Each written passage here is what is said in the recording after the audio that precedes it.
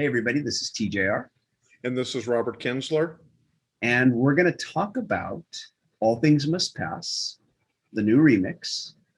It comes out as we record this, it comes out this Friday, but you've had a chance to get an advance listen.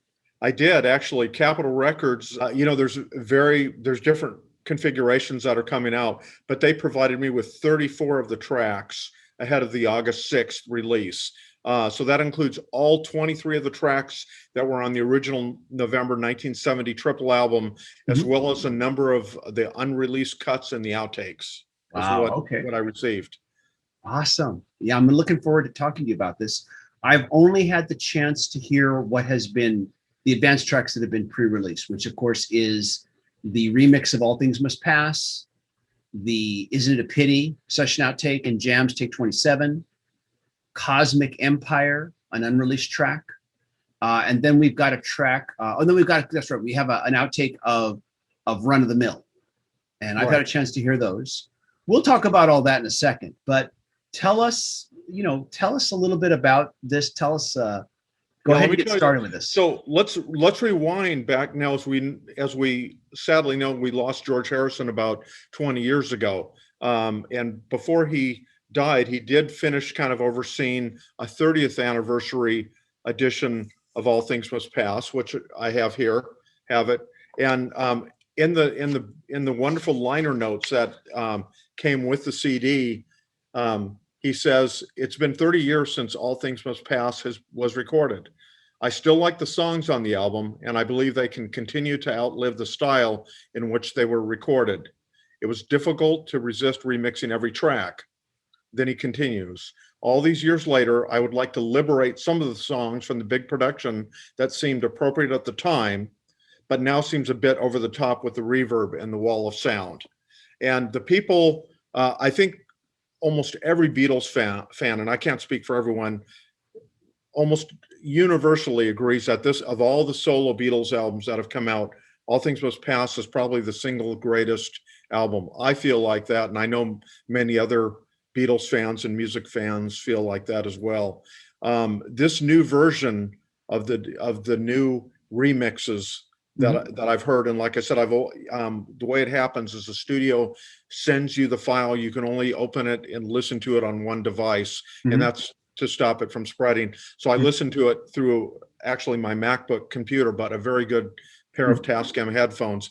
Excellent. Sounds much better than the version that came out 20 years ago. Hmm. A lot of the wall of sound, Mhm. that you hear about, that has been thankfully been removed. A number of I guess technological tools were used by George Harrison's son Danny and Grammy Award-winning engineer Paul Hicks have obviously put a lot of work into this, and the mixes sound fantastic. I mean, there's immediacy, a really incredible quality that I think, in retrospect, you just don't necessarily hear on the earlier version, as great as that album was. But Mhm. I see what George Harrison was getting at in those remarks, that he kind of opened his liner notes with. The new version, I do not think many people are going to be disappointed at all. Okay, very good. That's good to hear. I mean, and I'll admit, when I first heard, all I've heard is just the title track because that's been pre-released, Mhm. publicly. And when I first heard the first opening bars of All Things Must Pass, and of course those slide guitars, woo, they Yeah. slide up like that. I was a little bit disconcerted when I heard this remix.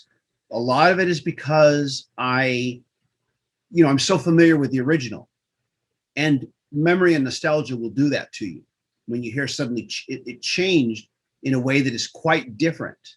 Clearly, this is unique from, say, the Giles Martin Beatle remixes, where he's trying to stay faithful to the original mixes, but bring out more clarity Mhm. and give you a different listening experience. Here, it's a different vision.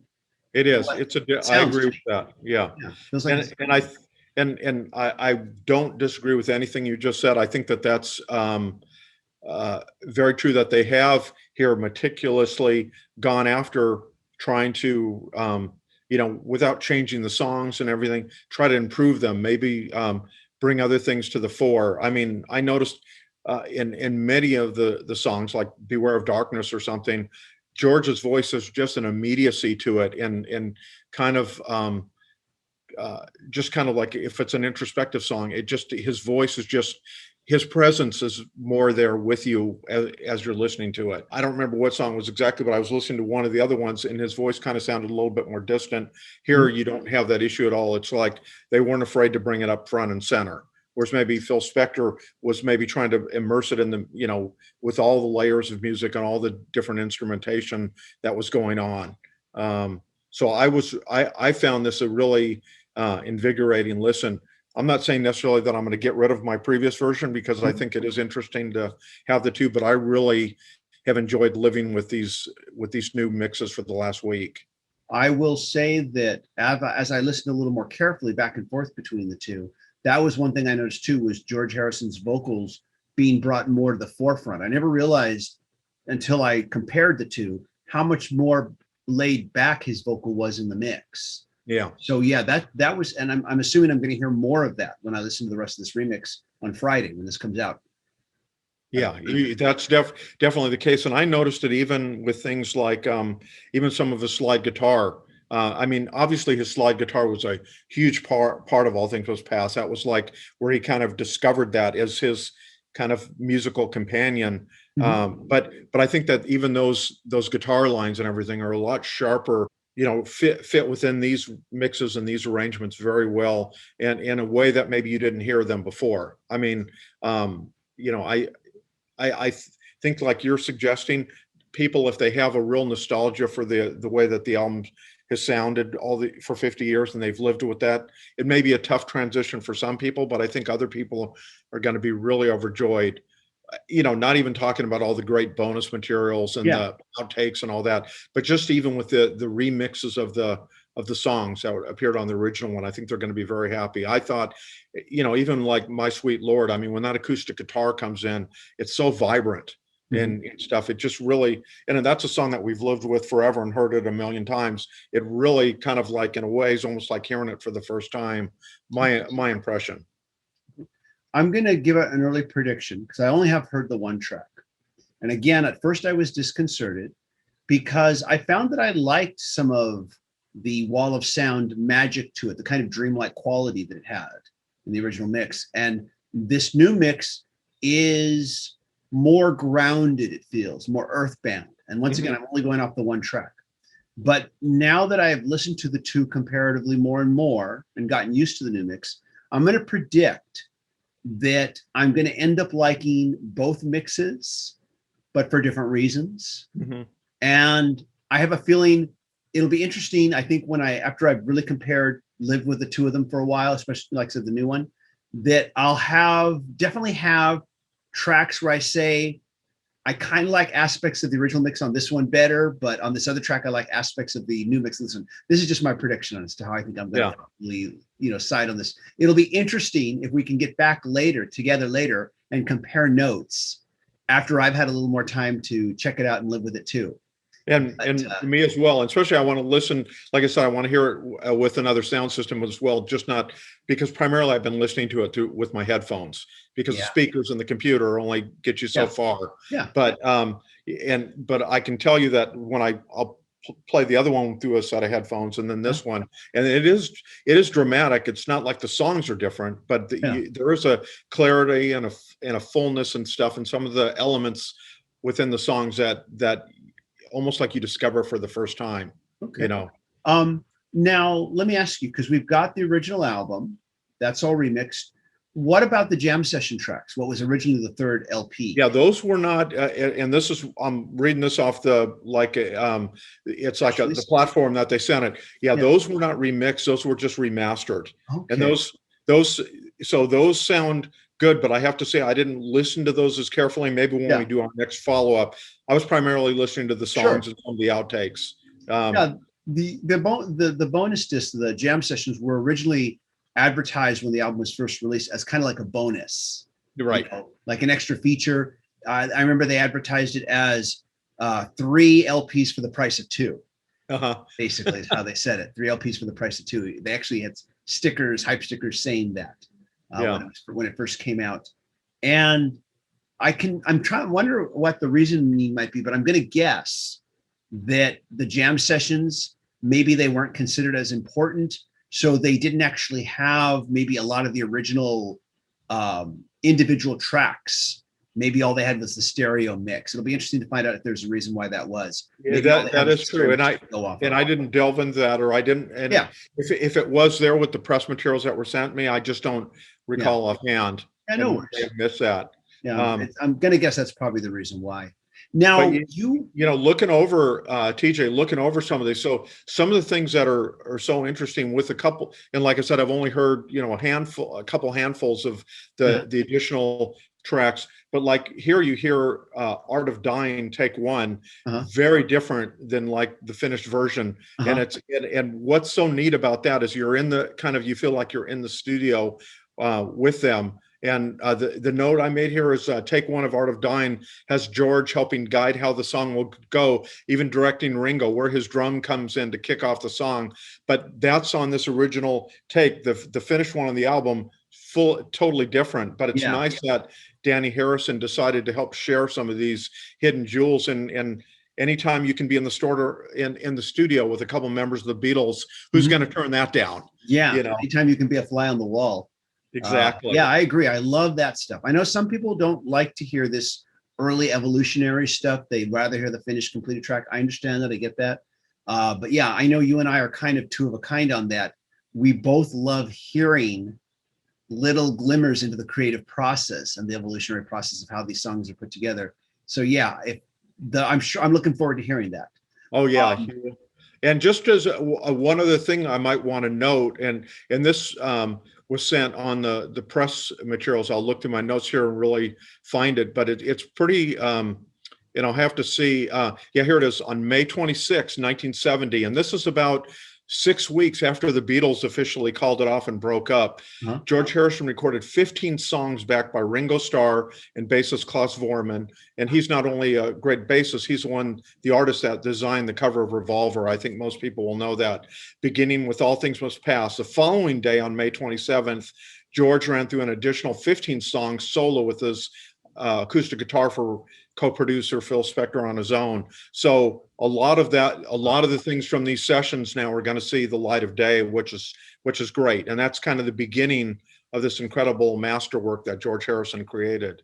Wow. Yeah. I'm looking forward to it. All I've been able to hear, of course, were the other two, outtakes. I mean, there's Isn't It a Pity, which I heard, the take 27, which sounds like an early precursor to version 2 of Isn't It a Pity on the second LP, if we're looking at it from the LP perspective. Exactly. Sounds like an early precursor to it.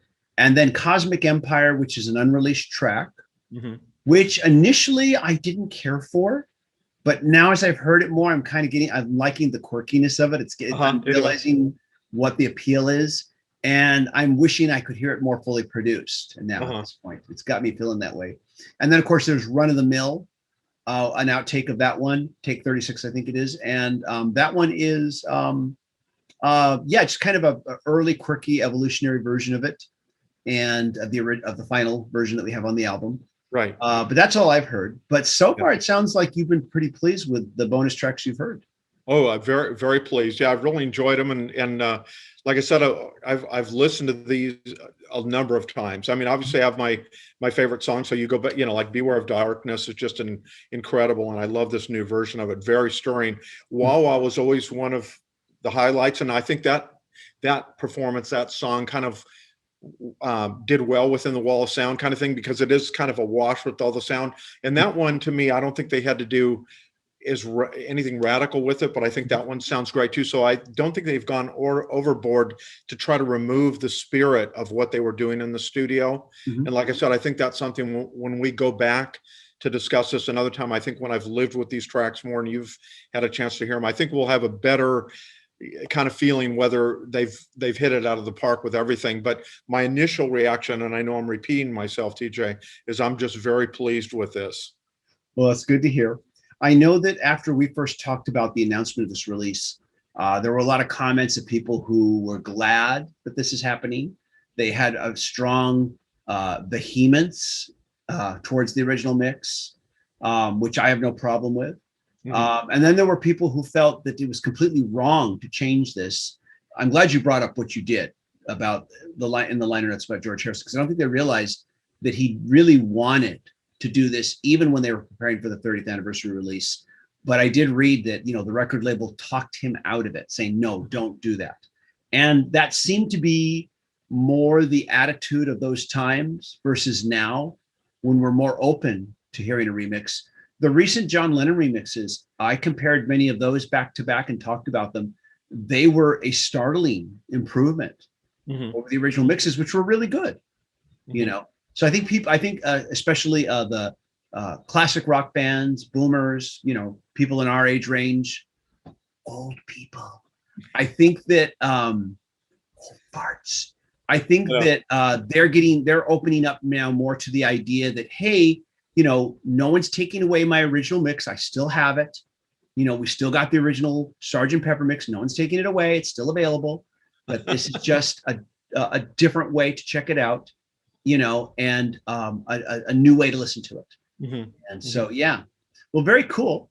And Um, it's good to, and maybe last thing to say is, yeah, and like you, a lot of times I'm a purist, but I have come around with where as long as there's a sensitivity to what did the artist want, you know, yeah, maybe it's something where they didn't have enough time in the studio, they didn't have the technology, who knows what was going on, but it's nice that if they do it well, why not, you know? yeah, I agree with you. As long as they are sensitive to the original intent, don't destroy that.